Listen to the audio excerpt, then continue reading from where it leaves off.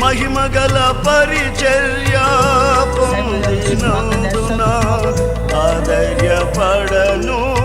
కృప పొందినందున మహిమతో నీవు దిగివచ్చు వేళ మాకు నొందెద నీ పోలికగా.